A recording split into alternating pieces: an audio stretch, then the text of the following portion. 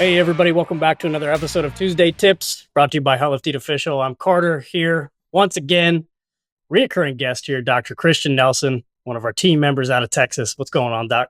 What's going on, Carter? I'm happy to be back with you guys. Yeah, man. We had a ton of awesome feedback after the last episode we did with you, I think back in May or June. I think so. It dropped like right at the beginning of June. Yeah, it was perfect, man. A little plantar fasciitis talk. We had to get an expert in here, someone who can actually speak on the diagnosis and how to address it. And had a lot of really good feedback and got hit with an overwhelming response for a specific topic that we're going to tackle today. I thought, let's get Doc back on here and give the people what they want. Absolutely. I think there's so much that people can do at home, and I'm really glad I was able to break it down in a way that people were able to understand and to actually be able to engage in that material and like use it at home. And yeah, I've heard of at least two people that it's completely changed their life because now their feet don't hurt with that first step out of bed. So if anybody watching right now has plantar fasciitis, you want to watch, it's episode 145. Go check it out, and I hope it's helpful for you. Yeah, absolutely. And, you know, our topic today is another big one and a really common injury. And I'll let you kind of address, the causes and the diagnosis there, but it's one that a lot of people have experienced, especially in the outdoor world. And correct me if I'm wrong, it's, shin splints, right? That's what we're talking about. Yes, sir. Often caused by doing too much too fast. Is that fair? Mm-hmm. Yeah, that's the most common one that people come across. So either they'll have a change of medium that they're running on. So either they go from running on track or grass or they'll change their shoes, or their shoes will wear out. And suddenly they'll have a lot less shock absorption. So you'll either have the absorption, the per step impact go up drastically, or they'll suddenly drastically increase their volume. Actually, I think when you and I were talking at the beginning of the last podcast we did together, you were talking about being a running coach and just like having that just visited on you. Here you go. You're welcome. And you said, hey, I actually found that I developed, I think it was shin splints, wasn't it? Yeah, I had really bad shin splints when I first started coaching cross country. Yeah, just because your load went like this. I run with my kids, right? And I was like, this is awful, right? And just like plantar fasciitis is debilitating, those shin splints are too, man. Yeah, it's like basically like getting stabbed in the shins with a nail every time you try and take a step, man. Especially when you have that heel strike. So yeah, that's let's talk about what it feels like. So people can probably self-diagnose. So if you have pain on the arch of the foot, you're almost certainly dealing with plantar fasciitis or plantar fasciosis. There's a difference, and they're treated differently. Again, episode 145, if you want to check that out. A lot of stuff you can do for that at home. But if you're dealing with pain in the high ankle or into the front of the shins, or actually halfway back around on either side of the calf, right where that calf belly, the belly of that calf muscle ties into like the deep calf, and those tendons go down the back and form your Achilles tendon and tie into the back of your heel right there, right in there on either side of that, inside and outside, or right smack in the front of the shins, which is, the classic presentation, kind of mid shin, right smack in the middle, especially when your heel hits the ground with a step. People end up with like this flaring pain. That's the classic presentation. And so, it worsens when you stand on the toes or you roll the ankle inward. You flatten out the foot, it gets worse. Referencing back to the last one, your arch is a spring, and when your feet flatten, it takes the spring out of it. Like there's no arch. And if there's no arch, there's no springiness. And if there's no springiness, that shock is just like, it's like somebody's taking a hammer to the bottom of your foot. That shock's going to go all the way up. It's going to particularly affect the shins. It's going to travel up through your shin bone, up through your thighs, into your pelvis, your hip, your low back, all the way up there. Because the next arch that you have in your body is your low back. So it's going to get everything from your ankle to your lumbars. And that's pretty brutal. Yeah. That's pretty brutal, man. Like, so. Yeah, no, that's serious. Yeah. It'll affect you badly. Tenderness, soreness to the touch. Let me see here. I've got my notes here. Mild swelling in the lower leg. And then you can also see the skin turn red and inflamed right on the outside of the area. And that's secondary to the inflammation underneath it. So with that inflammation, you're going to have heat. It's going to be warm. Like when the rest of your body is cooled down after a workout and that part of your shin is still warm, That's a good sign it's still inflamed. Inflammation is just a German word that means on fire. Inflammen. Mhm. So it's a native That's language what it feels for me, like. actually. Yeah. Yeah. Fun fact: English is my second language. There you go, my Yeah. man. Yeah. So we talked about the common causes. Actually, they're pretty predictable. Either your workout load just went through the roof, the volume you're doing, the number of miles, it just went through the roof, or you just like wore out your shoes and there's no springiness in them at all. Um, a lot of people actually experience shin splints when getting into the whole barefoot shoe movement, Mm, which is like, pretty usually crunchy, health conscious people. They love their barefoot shoes. They want to do everything in barefoot shoes because they don't want their heel way up. They don't want to like yeah, mess up have the high heel effect on their foot, because some of the shoes out there, they have a heel rise of like almost 1.5 inches. It's not yeah, good for you. So yeah. they think, okay, zero rise heel. That's what I'm really about here. And they say, well, humans used to run barefoot. I say, yes, they didn't have pavement when they ran barefoot. Right, right. So if you're going to run on pavement, please put some padding between you and your feet, because dirt is not, the vast majority of the time, dirt is not as hard as concrete. Yeah, Now, if you grew up on clay, all bets are off, man. But most people that grow up with some kind of decent, like if there's grass and stuff, there's some bounce to it. There's actually a really good amount of bounce to it. And so that helps your body out a ton. And if you're running on concrete, if you're running on roads, if you're running on sidewalks, please, for the love of God, get yourself a set of good shoes that have plenty of padding. And if it has a bit of a heel rise in it, okay. If people were to ask me just right off the jump what kind of shoes, I'd probably recommend something like Hoka's. I know they're very padded, but that's the whole point. And yeah, if I'm informed correctly, they try and have a minimal heel rise in the back. So they have a lot of padding under the ball of the foot and a lot of padding under the heel. It's designed to help your foot roll. I've found a lot of patients just love their Hokas. They have yeah. a bit of a narrower toe box, but that's, you got to Right. make your choices here. So that might be a good place to look. And when you're running, good shoes are worth it. It's everything, right? And that's what Yeah, I tell my cross country runners too, because a lot of kids show up in just like their tennis shoes and try to put in miles. And so if you're starting a fitness journey or whatever, yeah, and you're up in your mileage, you need to have a running shoe, right? yeah. If you're going to be running or rucking, right? With And then you have to replace them exactly. much more And frequently than people want to that's why realize. I Yeah. got my that's why I got that tendonitis in my knee, Hmm. um, just below my knee, because I was running on these flat shoes that had nothing left in them. Yep. And I got a new pair of shoes after you and I talked, and my knee is significantly better. I Um, mean, think about it. If you're active and you're taking between, let's say, let's make the math. Let's make the math easy. Let's say you're taking 5,000 steps a day. All right, that's decent activity. That's not that far. For me, that'd be like 3 miles total distance in a day. Um, and if you're running, you're going to be laying down closer to like 8 to 10,000 steps if you're running like 2-3 miles a day, mhm. just on average. So that's a decent running pace. You're putting in 10,000 steps a day times 30 days. Again, we're averaging out here. That's 300,000 reps. In 3 months, you put 1 million reps on your knees, your ankles, your feet. Right. That's a Yeah. lot of Why would- reps. right. Small errors. If that shoe wears inappropriately, 1 million reps, you could break a machine with that. The Yeah. fact that our knees just don't just buckle in the middle is amazing, but I digress. Yeah. So Yeah, why wouldn't you do everything you can to take care of? yeah. And and if you put, I mean, give yourself the same dignity and maybe a little more than you would your car. Mhm. You're not going to expect to be running around on bald tires and not have a problem. So don't run around on bald shoes. You're going to Yep. experience problems. There's going to be traction problems. There's going to be, all sorts of fun things. So think of your shoes as like tires. You got to replace them. And if you put more miles on your tires, you're going to have to replace it sooner. If you put more miles on your shoes, you're going to have to replace them sooner.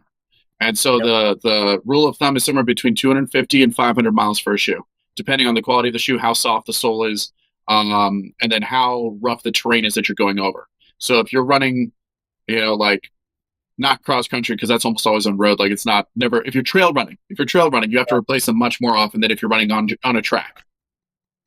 So just be Yep. mindful of that. Yeah, bad shoes, man. Bad shoes will Yeah, for mess you up. sure.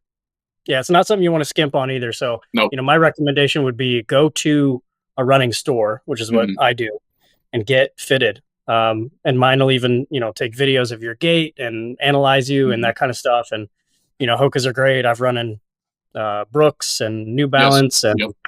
Asics and all sorts of things. You just got to Mm-hmm. find whatever fits you best. Absolutely. Things to consider there, but don't skimp on it, right?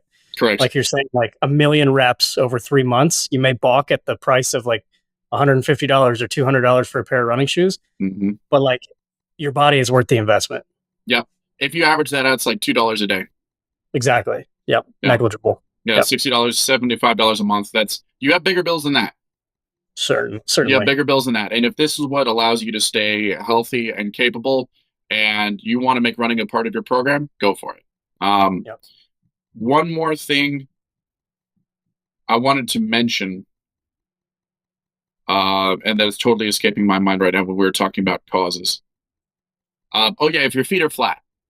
If your feet are flat, go back, watch the plantar fasciitis one, learn how to reform the arches in your feet, and get up on your freaking toes.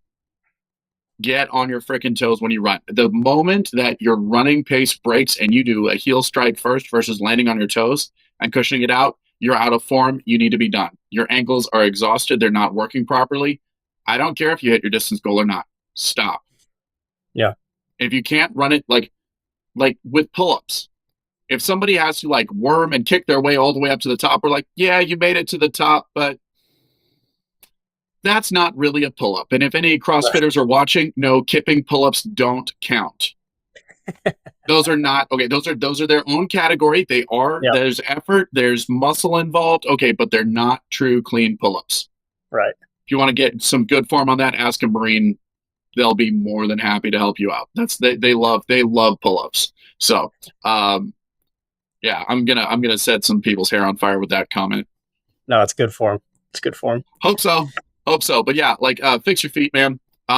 Again, go watch episode 145. I teach people how to reform the arches in their feet.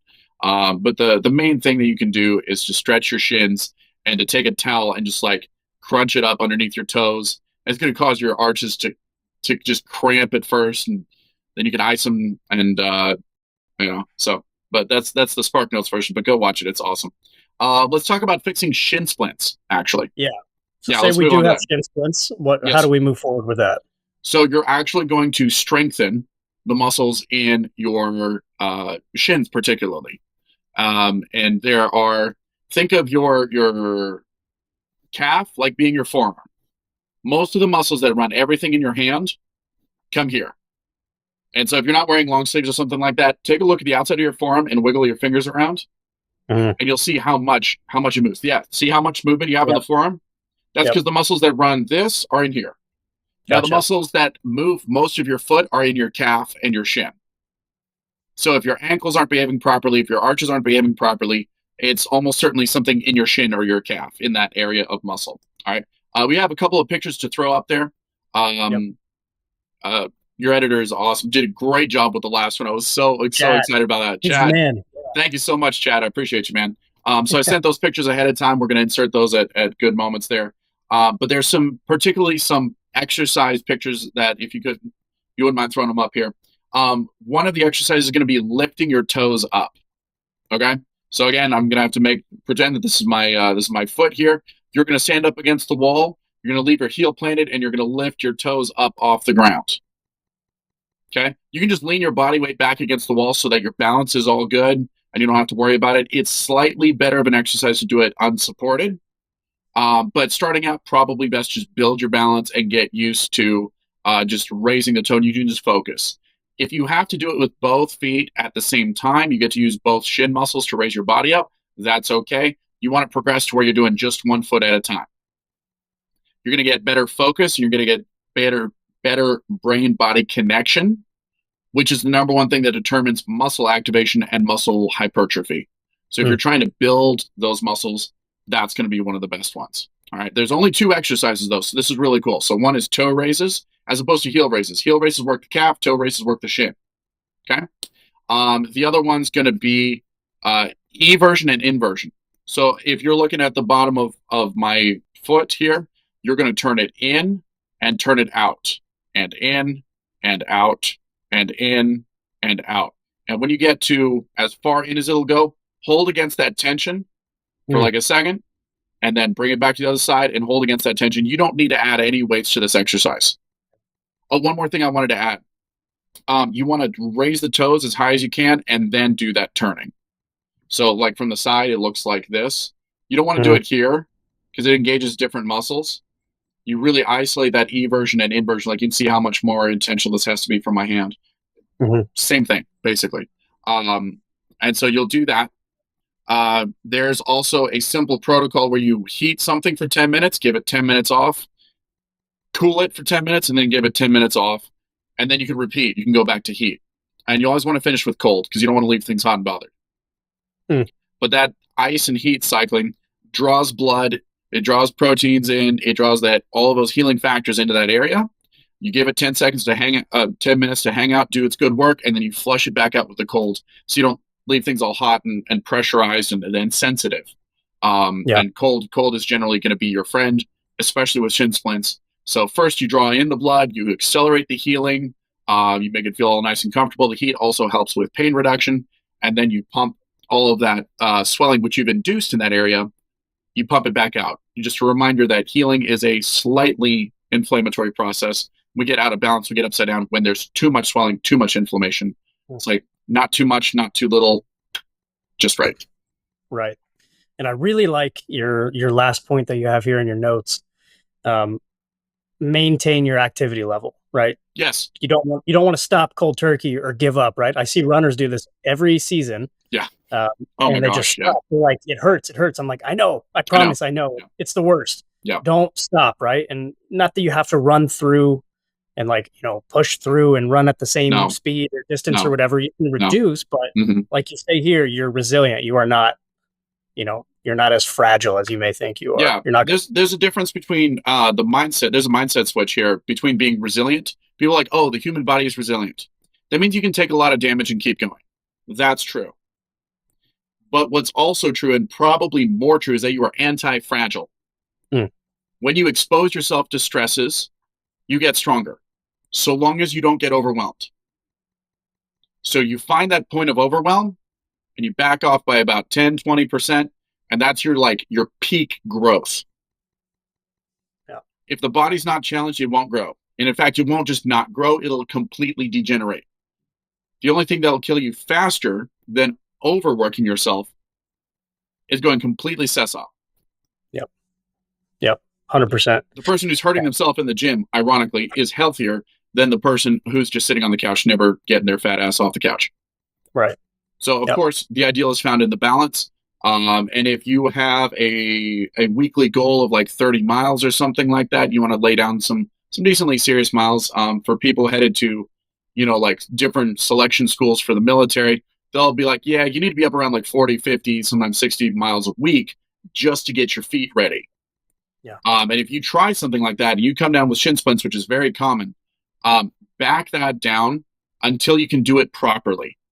Same as with the pull-up, same as with any kind of exercise. Back down to where the form is right. Make sure the toes are contacting first. Make sure you're not just slamming your heels into the pavement. Make sure you got good shoes, good form, stuff like that. Practice the inversion and eversion. Practice the toe raises. And make sure that you're using heat and ice responsibly to be able to help manage the inflammation, speed up the healing. And if none of that is working, shockwave therapy is very helpful. Low-level laser therapy or cold laser therapy, very helpful for any kind of itis, any sort of inflammation-based things. And between those, you should be good. Some muscle scraping, some gua sha is also a fantastic therapy. You can get those devices. If you're very handy, you know your body very, very well. You could try it. It's pretty gentle. Remember to be very gentle with it. And just slowly iron things out basically with it's a really dull butter knife basically. But don't go hard with that. Leave the high pressure stuff to somebody who's properly trained in gua sha. Yeah, I would say there's a lot of bad information out there on the internet. If you Google like how to deal with shin splints, there's a lot of really bad stuff. And So much. I've been victim to that. I've been coaching now for this is my ninth year. And what I know now, we talked about this with the plantar fasciitis, right? Yeah. The right protocol is not necessarily always the best move nowadays with, No, it's been updated. yeah, how knowledge has progressed, right? Same Yeah. thing with like, I feel like I had a coach in high school that was like, get a butter knife and just dig in there, right? So I mean, listen to Doc Nelson. you could do gua sha with a butter knife. Yeah. I would not Yeah. suggest it. Yeah. There's entirely too much pressure on the Yeah. blade's so fine.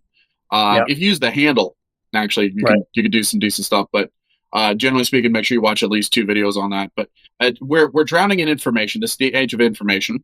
We're drowning in information. What we need is wisdom, and that wisdom is what the hell do you do with the information? Right. So happy to hear and provide some of that. If you're watching and you're looking for a community, I'm going to make a shameless plug for the Hunt Lift Eat team here. If you're looking for a community of people who love to be outdoors, who love to learn how to take care of themselves, their bodies, how to exercise, how to stay active, who love to hunt, who love to eat. If you love to lift, you like being active, this is an amazing family, really, to be welcomed into.